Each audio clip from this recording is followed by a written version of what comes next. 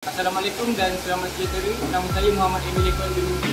Nama saya Muhammad Emil bin Hidayat. Saya Muhammad Fiadi. Nama saya Muhammad Daniel bin Uzaidi. Nama saya Ausam Mizan bin Zamairuddin. Nama saya Najwa. Nama saya Mardina Bukit. Saya Aisyah Sufian dari Kelas 1. Saya Tia Raisha Akila Budi Syahidah. Saya Rahmat Islam. Kami daripada grup Orchidea.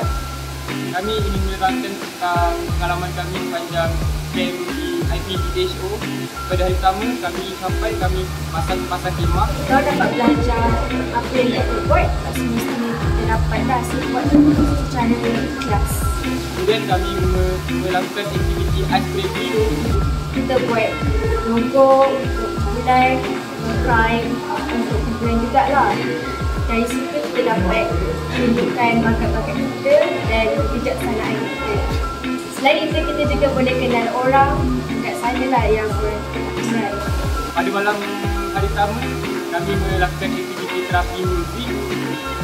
Kami dapat belajar alatan muzik yang jarang didengar. Selain itu, kita dapat menenangkan fikiran kita lah daripada aktiviti yang stres pada pagi. Hari kedua kami pagi-pagi buat senam aerobik sama pelajar IPD. Saya dapat kenalan lah dengan beberapa orang pelajar-pelajar kat situ. Yang kedua kami buat aktiviti dalam kumpulan. Iaitu kami membuat permainan sendiri dan permainan itu sangat best. Bantu mula. Dari aktiviti bantu mula ini, saya dapat belajar mengenal barang-barang yang terdapat dalam first aid yang besar. First aid yang besar. Dan juga saya dapat belajar untuk mengikat kain angin. Dari aktiviti orienteering pula, saya juga dapat belajar menggunakan kompas. Dan saya juga dapat mencari arah kiblat menggunakan kompas. Pada malam hari kedua, kami mengadakan malam kebudayaan. Kami berani menunjukkan diri dan berhibur sambil belajar.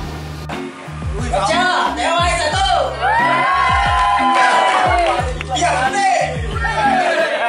Mana Mawati ni tak balik-balik ni? Sekejap. Astaghfirullahaladzim. Mawati! Sebenarnya